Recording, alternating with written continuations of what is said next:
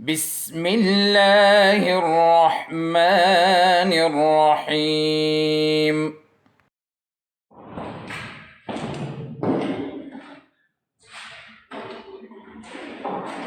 بسم اللہ الرحمن الرحیم نحمده ونصلی علی رسولہ الکریم اما بعد۔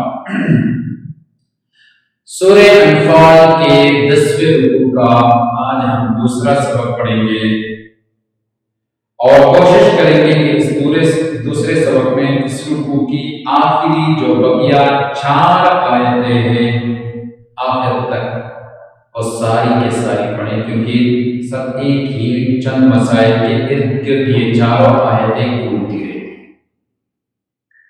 ان 4 آیات کا ترجمہ کرنے سے پہلے پوری طرح میں ان کا مطلب آپ کو سمجھاتا ہوں تاکہ پھر آگے ترجمہ کریں گے تو آپ کے لیے آسان ہو جائے گا۔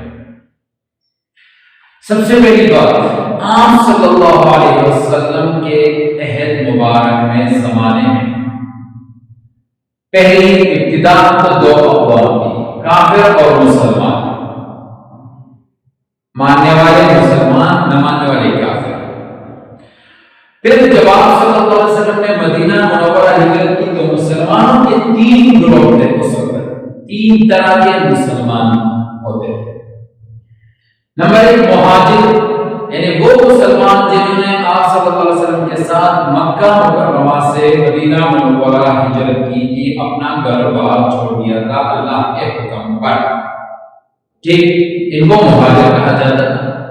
نمبر 2 غیر مہاجر، یعنی وہ مسلمان جو تھے تو مسلمان، کلمہ انہوں نے پڑھا تھا لیکن کچھ مجبوریوں کی وجہ سے یا کسی بھی وجہ سے انہوں نے اللہ کے حکم کے باوجود، فرض ہونے کے باوجود ہجرت نہیں کی تھی اور مکہ میں بدستور رہ رہے تھے، ان کو غیر مہاجر کہا جاتا تھا، یعنی ہجرت نہ کرنے والے۔ اور تیسرا گروہ تھا انصار، یہ وہ مسلمان تھے جو مدینہ منورہ کے اصلی باشندے تھے، بنیادی طور پر مدینہ منورہ کے رہنے والے تھے، اور انہوں نے مکہ سے آنے والے مہاجر مسلمانوں کی دل کھول کر مدد کی تھی، اپنے دلوں کے دروازے ان کے لیے کھولے تھے، بھائیوں سے بڑھ کر ان کی مدد کی تھی، ان کو انصار کہا جاتا ہے۔ تو مسلمان کافروں کے متعلق، مہاجر غیر مہاجر انصار کے متعلق ان آیات میں اللہ رب العالمین چند احکامات ذکر فرما رہے ہیں، اور وہ احکامات بنیادی طور پر میراث کے ساتھ اس کا تعلق ہے۔ میراث کے علاوہ بھی کچھ احکامات ہے اور کچھ میراث کے متعلق کچھ احکامات ان کے بارے میں فرماتے ہیں۔ میراث کو آپ جانتے ہو، جب کوئی بندہ مرتا ہے تو اس کا جو مال وغیرہ وہ چھوڑتا ہے وہ اس کے بعد اس کے اولاد وغیرہ ان کو ملتی ہے، اور اس کو جن کو مال ملتا ہے ان کو وارث کہا جاتا ہے، وارث۔ تو یہاں پہلی بات تو یہ فرمائی گئی سب سے پہلے کہ مسلمان اور کافر کے درمیان میراث کا کوئی تعلق نہیں ہوگا، کافر اور مسلمان ایک دوسرے کے وارث نہیں ہوں گے۔ یہ اس زمانے میں بہت زیادہ ہوتا تھا، اور قریبی لوگ، کچھ مسلمان ہوتے تھے کچھ کافر، مثلا باپ مسلمان ہے تو بیٹا کافر، بیٹا مسلمان ہے تو باپ کافر، ایک بھائی مسلمان تو دوسرا بھائی کافر، بھائی مسلمان تو بہن کافر وغیرہ، یہ چیزیں بہت زیادہ ہوتی تھی۔ شوہر مسلمان تو بیوی کافر، اس طرح ہوتا تھا۔ تو اس لیے اللہ تعالیٰ نے فرمایا میراث مسلمان اور کافر کے درمیان نہیں ہوگا، چاہے جتنے قریبی رشتہ دار کیوں نہ ہو۔ یعنی کوئی باپ کافر ہے، مر گیا تو اس کا بیٹا مسلمان ہے، وہ اس کا وارث نہیں ہوگا۔ یہی بیٹا اگر مر گیا تو اس کا باپ جو کافر ہے وہ اس کا وارث نہیں ہوگا۔ مسلمان کافر کا وارث نہیں ہو سکتا، کافر مسلمان کا وارث نہیں ہو سکتا، یہ ایک حکم دیا، اور یہ حکم قیامت تک کے لیے ہے۔ قیامت تک کافر اور مسلمان ایک دوسرے کے وارث نہیں بن سکتے، ایک حکم ہوا۔ دوسرا حکم کہ جو مہاجر اور غیر مہاجر مسلمان ہیں یہ بھی ایک دوسرے کے وارث نہیں بن سکتے۔ مثلا کسی مسلمان نے ہجرت کی ہے اور اس کے قریبی لوگ وہ بھی مسلمان ہیں لیکن اس نے ہجرت نہیں کی ہے، ٹھیک، اور ان میں سے کوئی مر گیا تو یہ بھی ایک دوسرے کے وارث نہیں ہو سکتے۔ فار ایگزامپل باپ بھی مسلمان ہے، بیٹا بھی مسلمان ہے، باپ نے ہجرت کی ہے، بیٹے نے ابھی نہیں کی، تو اگر یہ باپ مر گیا تو وہ غیر مہاجر بیٹا جو ہے وہ اس اس سے میراث نہیں لے سکے گا. اگر وہ بیٹا وہاں مر گیا تو یہ باپ یہاں اس سے میراث نہیں لے سکے گا. مہاجر اور غیر مہاجر میں بھی میراث نہیں ہے، جس طرح کافر اور مسلمان کے بیچ میں میراث نہیں ہے. جس طرح کافر اور مسلمان ایک دوسرے کے وارث نہیں بن سکتے، اس طرح مہاجر اور غیر مہاجر بھی ایک دوسرے کے وارث نہیں بن سکتے. کیوں؟ اس لیے کہ اس زمانے میں ہجرت کوئی ثواب کا کام نہیں تھا کہ جس نے کیا تو بڑا ثواب ملے گا. یہ فرض تھا، فرض اللہ کا حکم تھا. تو مسلمان بھی ہے، کلمہ پڑھتا بھی ہے، اللہ کا حکم بھی ہے، اس کے باوجود ہجرت نہ کرنا اچھی معنی دار ہے. کیا مطلب اس کا؟ تو اس وجہ سے اس کے ایمان کو مشکوک سمجھا جاتا تھا کہ ہو سکتا ہے کہ اس نے جو کلمہ پڑھا ہے دل سے نہ پڑھا ہو، ورنہ ہجرت کیوں نہ کرتا. تو اس وجہ سے جو ان کا ایمان اس وقت مشکوک سمجھا جاتا تھا، تو میراث کے حوالے سے ان پر یہ پابندی رہے کہ جس طرح کافر تمہارا مسلمانوں کا وارث نہیں بن سکتا اور نہ تم کافر کے وارث بن سکتے ہو، اسی طرح مہاجر اور غیر مہاجر بھی ایک دوسرے کے وارث نہیں بن سکتے جب تک کہ یہ غیر مہاجر بھی ہجرت نہ کرے. ٹھیک، ہجرت کی تو پھر تو وہ بھی مہاجر بن گیا. یہ دوسرا حکم تھا.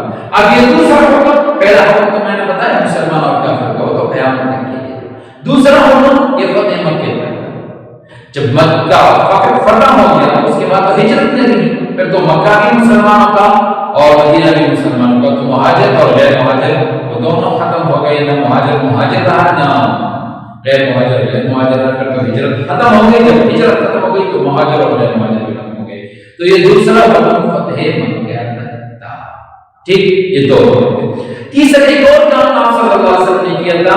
آپ نے سنا ہوگا وہاں پہنچ کر، مدینہ منورہ پہنچ کر آپ صلی اللہ علیہ وسلم نے انصار اور مہاجرین کے درمیان مواخات کا ایک رشتہ قائم کیا تھا. مواخات کی معنی بھائی چارہ، یعنی ایک مہاجر کو ایک انصاری کا بھائی بنا لیا.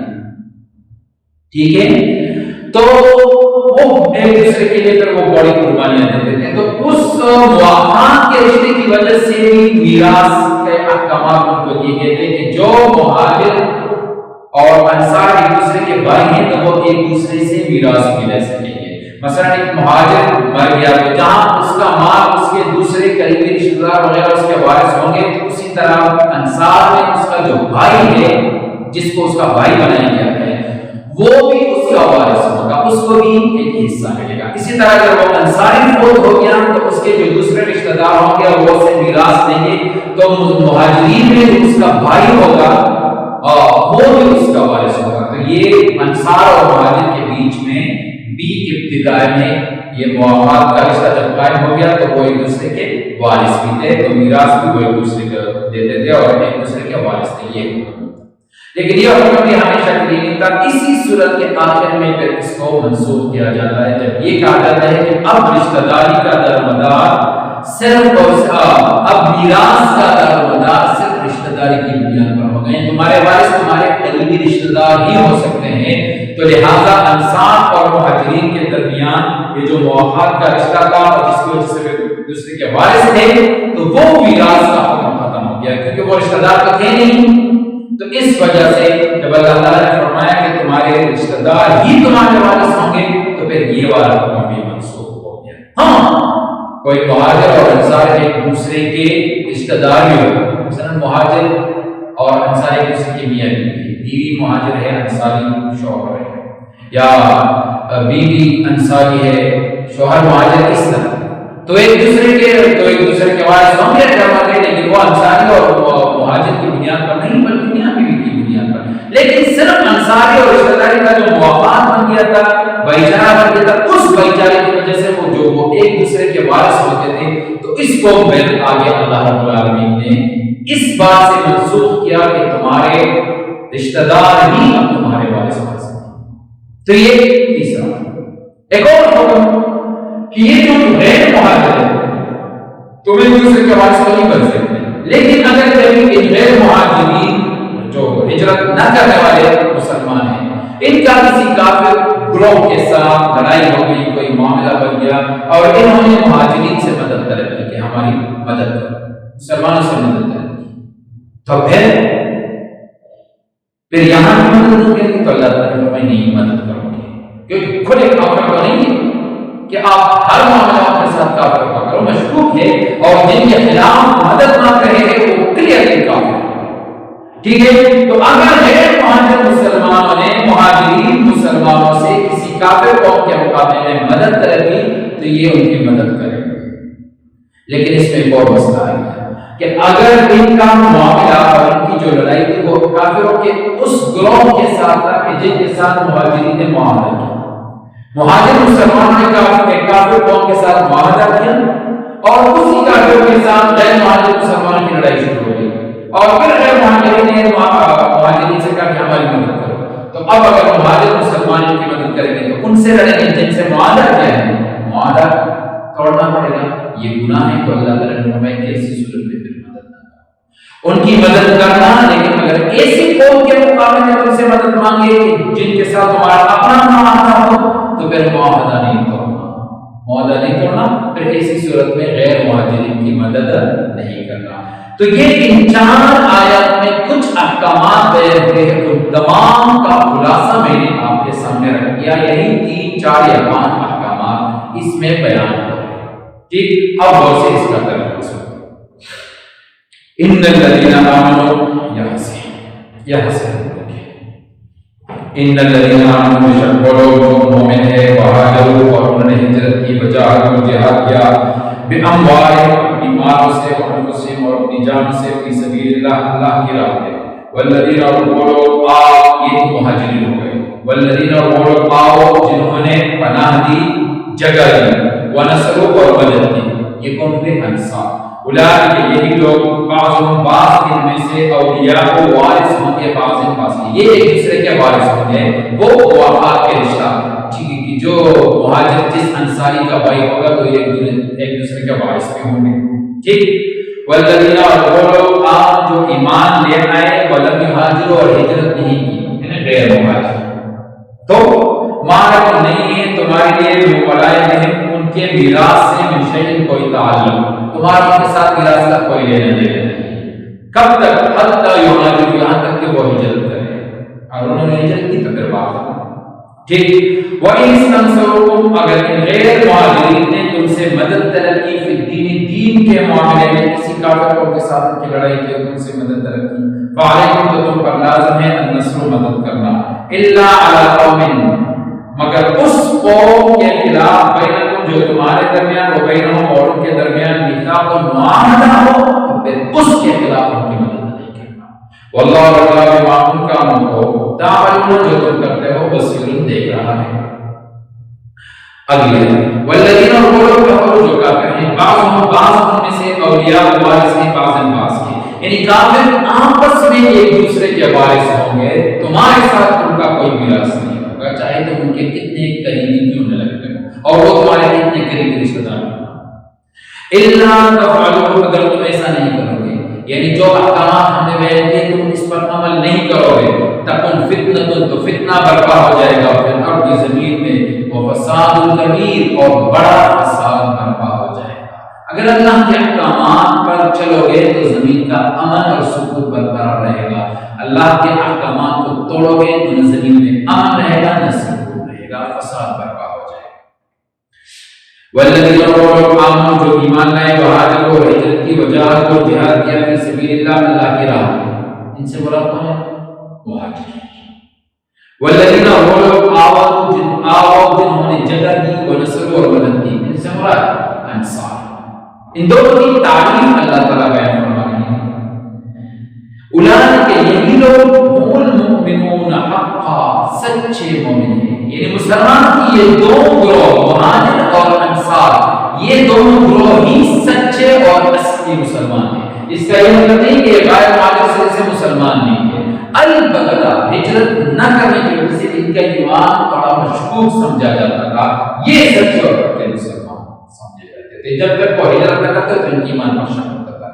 اس لیے فرمایا کہ یہ دو گروہ سچے مسلمان ہیں، لہم ان کے لیے مغفرت، بخشش ہے، ورزق کریم، اور عزت کی روزی ہے۔ والذین اور وہ لوگ آمنوا جو ایمان لے آئے، من بعد اس کے بعد، وہاجروا اور ہجرت کی، وجاہدوا اور جہاد کیا، معکم تمہارے ساتھ، فاولئک پس یہی لوگ منکم تم میں سے ہیں۔ مطلب دیکھیں کچھ لوگ ایسے ہیں جنہوں نے اسٹارٹ میں ہجرت کی، ان کو مہاجرین اولین کہا جاتا تھا، جو انہیں ہجرت کا حکم آیا تو وہ چلے گئے، کچھ لوگ وہاں رہ رہے تھے مکہ، ٹھیک ہے، تو ان کے بارے میں تو یہی احکامات نہ تھے کہ وہ تمہارے وارث نہیں ہے وغیرہ وغیرہ۔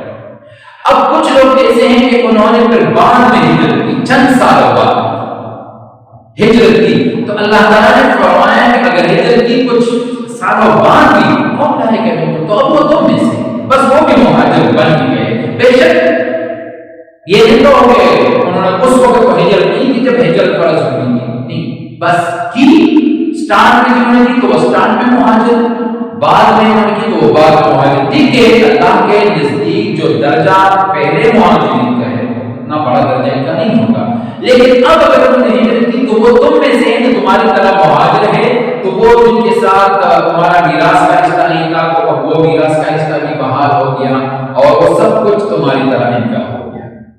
دوبارہ سنیے، والذین اور وہ لوگ آمنوا جو ایمان لے آئے من بعد اس کے بعد مہاجروا اور ہجرت کی، وجاہدوا اور جہاد کیا، معکم تمہارے ساتھ، فاولئک اور یہی لوگ منکم تم میں سے ہیں، تمہاری طرح مہاجر ہیں، تمہاری طرح ان کے احکامات ہیں، وَأُولُو الْأَرْحَامِ اور رشتہ دار، بعضهم بعض اولا زیادہ حقدار ہے ببعض بعض کے فی کتاب اللہ، اللہ کی کتاب میں۔ یہ وہ حکم جس سے وہ مواخات کا میراث ختم ہو گیا کہ رشتہ دار ہی ایک اور وہ ہمارے وارث ہوں گے، بعض رشتہ دار زیادہ حقدار ہوں گے، بعض نہیں ہوں گے، یعنی ایسا نہیں کہ سارے رشتہ دار آپ کے وارث ہوں گے، بندے کے رشتے تو بہت زیادہ ہوتے ہیں، سارے نہیں، لیکن جو قریب قریب ہے، سب سے زیادہ قریب، اس سے تفصیل میراث کی کتابیں بنی پڑی ہے کہ کون حقدار ہوتا ہے کون نہیں ہوتا، لیکن حقدار رشتہ دار ہی ہوں گے، یہ بات کلیئر ہو چکی۔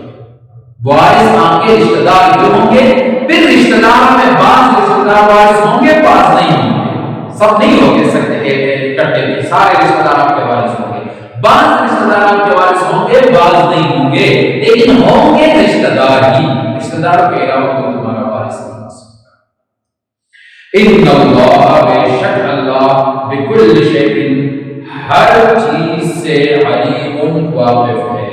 اس کے ساتھ ہی سورہ انفال کا 10واں اور آخری رکوع بھی اللہ کے فضل و کرم سے اختتام پذیر ہو گیا۔ کلاس 9 میں ٹوٹل 10 رکوع ہیں، 10 کے 10 رکوع ہم نے پڑھ لی ہے اور انشاءاللہ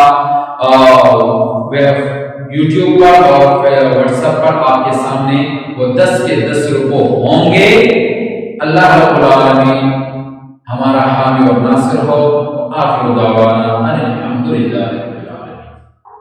اللهم انفعنا بما علمتنا وعلمنا ما ينفعنا وزدنا علما